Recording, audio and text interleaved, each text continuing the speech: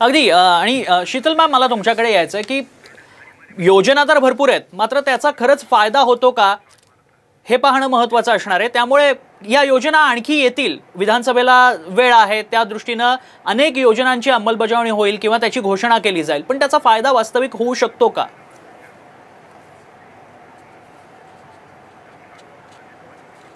मला वाटतं की मतदार वेगवेगळ्या मुद्द्यांवर रिॲक्ट करणार आहेत। म्हणजे आपण जर आपलं सॅम्पल बघितलं तर जो कमी उत्पन्न गटातल्या विशेषतः महिलांचा प्रतिसाद आपण आपल्या सर्वेक्षणामध्ये बघितला, तर मला वाटतं की तुमच्या ह्या प्रश्नाचं उत्तर आपल्याला अधिक ठळकपणे सांगता येईल। तर त्यामध्ये पण आता कारण फक्त योजना जाहीर झालेली आहे, अजून थेट लाभ महिलांपर्यंत पोहोचलेला नाहीये, त्यामुळे त्या उत्पन्न गटातनं जो प्रतिसाद आलेला आहे तो संमिश्र स्वरूपाचा दिसतो। त्यामध्ये महिला विशेषतः, कारण ज्या योजनेबद्दल आपण बोलतोय ती महिलांसाठीची योजना आहे, त्यामुळे महिला ह्या पक्ष म्हणून कसं व्यक्त होत आहेत, नेतृत्व म्हणून कसं व्यक्त होत आहेत आणि महाविकास आघाडी आणि महायुतीच्या गणितांबद्दल कसं व्यक्त होत आहेत, मला वाटतं की हे पाहणं खूप इंटरेस्टिंग ठरेल।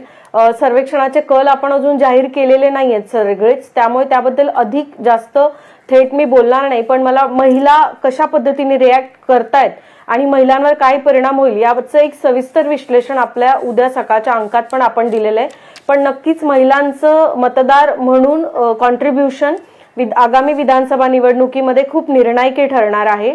त्यामध्ये फक्त अल्प उत्पन्न गटातल्या महिलांना योजना देऊन आपल्या बाजूने वळवणं एवढंच पुरेसं नाहीये।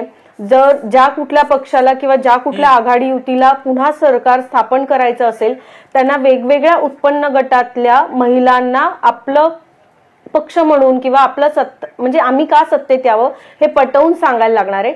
आणि सर्वेक्षण करताना असं लक्षात आलंय की प्रत्येक गटातल्या लोकांचे प्राधान्यक्रम वेगवेगळे आहेत। म्हणजे काही लोकांना पक्ष आणि विचारधारा महत्वाची वाटते, काही लोकांना सरकारने घेतलेले निर्णय महत्वाचे वाटतात, तर काही लोकांना अंमलबजावणी पण तितकीच महत्वाची वाटते। त्यामुळे मला वाटतं की प्रत्येक उत्पन्न गट आणि प्रत्येक स्तर हा वेगळ्या पद्धतीने रिॲक्ट होतोय, जातगणितांमध्येही आपल्याला व्यक्त होताना फरक दिसून येतोय।